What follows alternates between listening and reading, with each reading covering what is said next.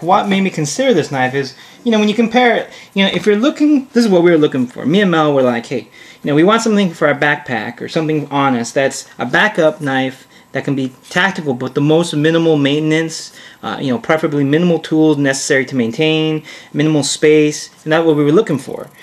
And when you compare like what knives can fit into that category, mostly you end up with a Sage, or you end up with the military, or a paramilitary and things like that. And so you look at that, but this knife provides the most bulk, so it's kind of like a reason why we went towards it. And it also, knowing that the Fox construction, the screws are better than the militaries.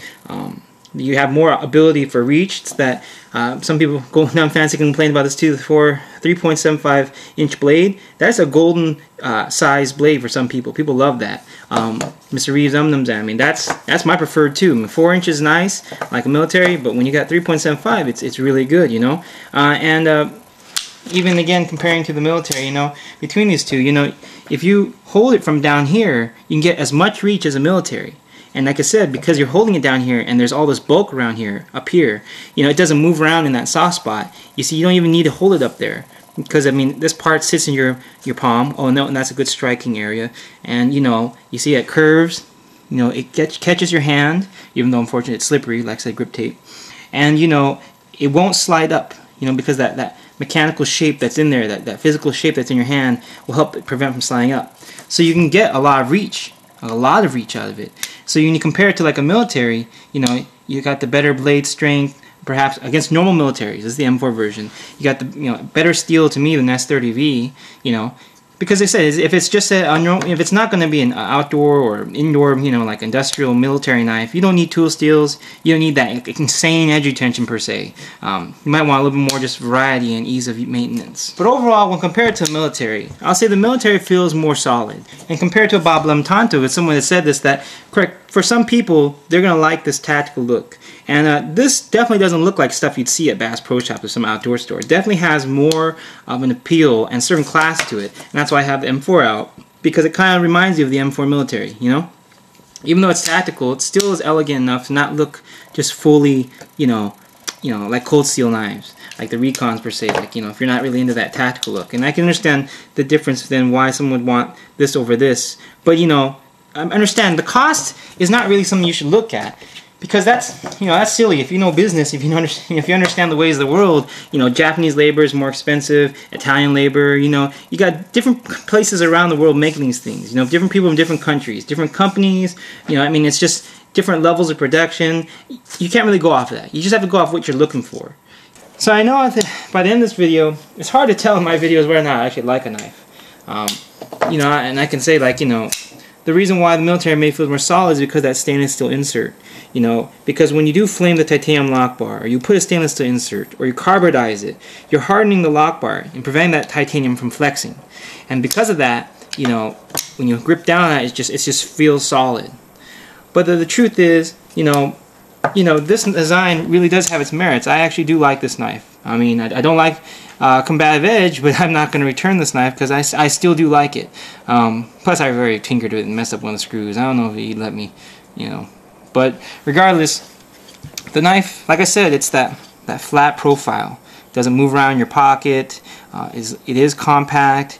The D10 makes the knife feel very solid. Then you have the ability to hold it back here to possibly strike someone with there. No possibility of your hand sliding forward and hurting yourself. In their fighting styles, yeah, they use reverse grip a lot in his fighting style, but me, I'm not big on reverse grip. But regardless, all that combined, it does have a lot of neat features. A really cool blade steel, a good value price point, and yeah, I mean, if you compare it to something tactical, can the Sage be tactical? Yeah, my Sage is tactical, especially with the wave and that. But regardless, I mean, yeah, I mean, the Sage locks in, and so is this. They both lock in, Military, they all lock in. Why this one is better, or it's not necessarily better, it's just kind of what your preference is. Do you like the style of a Spyderco, or are you tired of Spydercos, Do you worry about the blade tip of a military, Because if you do, I mean, definitely, if you watch the Deimos vid, let me show real fast. That's what makes this Kukuri such a good design, a good blade shape. This is my personal experience to take on this.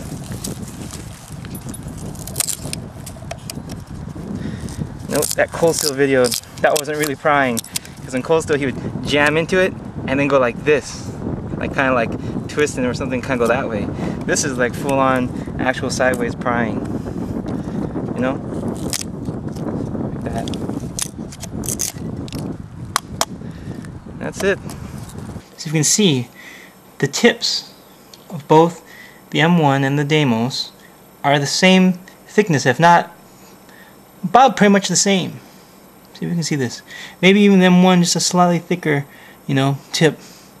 What I'm getting at though is, if you saw the Deimos pry and do those things, that means the M1, because the N690 CO, can do the same. Because the thing has nickel and cobalt in it, and all those two things really boost up all the other stats and make it pretty good. So that's what I'm saying. If you want like a stronger tip to a steel, you know, you don't want to deal with S30V and its chipping. You don't want to deal with the thin profile. And perhaps you want something a little more tactical, something with a flipper, maybe more guards and grips. Perhaps that you want a frame lock. You know, you look at the different options out there. This one actually is definitely something you consider. You know, between, you know, if you want something compact, lightweight that can defend you, and possibly, you know, at least you know it won't break on you. You know, you can't, you know, you could. I mean, it's one of those things you have to debate on your own. Look at the Deimos vid and see. I mean, definitely you can do a lot with this knife. You're gonna need some Teflon tape if you tend to do a lot. But if not, I mean, it can do the job. So I mean, it definitely is a nice thing to have with you. Definitely something that, yeah, I would say is, you know, it's reliable. It could, you know, save your life in that essence. But keep in mind, again, with the titanium, those screws don't hanker down on them too hard, or they'll either snap or strip the titanium. And same thing with that, the aluminum backspacer. Don't screw down too hard, and you end up with this problem of it just spinning nonstop because it's stripped it. And you can see right here, you see the lock bar hits the pocket clip. See, so who cares? You know what I mean? So, you know, so ultimately, that's the M1 Combative Edge. Pretty good, pretty good. So, like I said, if you watch that Deimos vid, just watch it, both part 1, part 2. And then you'll see, like, these are both 4mm blades made out of the same steel, with almost the same tip profiles, you know, in terms of thickness. And then you can get an idea of what this blade can do. And then when you add in that's almost stain-proof. Then the fact that you are getting titanium and G10, and this flat profile, you know, and that handle that increases in thickness. Hardened screws that screw into an aluminum backspacer, you know, with a nice tolerances, you know, it's really a legit gun-coated tactical screws, you know, a flipper guard, you know, the handle shape, you know, mass jipping here, you know, it is really honestly a good value. Despite the lock bar issue and the pivot, I would pick it over military because of the screws, the quality of the screws, the versatility of the handle, and the blade shape and the blade steel. Because I said, watch that Deimos video again. Watch that Deimos video to know the limits of this blade's steel knife shape combination. Okay, and then when you compare it to a Oblum Tanto, you know, like I said, these are 3.75-inch blades. This is a 4-inch blade, and yet these knives can reach, and this knife can reach just as much as far as actually a military, while this one is a 1/4 inch short. And then at the same time, I mean, if you were to choose between maybe the Lum and this, you know, that's maybe more personal preference. It's a little more compact, you know, a little more minimalistic. But definitely, they all have their pros. And I understand, I'm not against the military. I'm just saying, for me personally, the versatility of this, a little bit more that this can do, I prefer over the military. Oh, and to finish, you guys can see the blade profile on the SR11 is actually slightly thinner along this ridge right here, and at the tip area. Like it actually, the M1 is actually slightly a more robust tip, just slightly, but definitely there's more in the front area, especially with that belly, you know.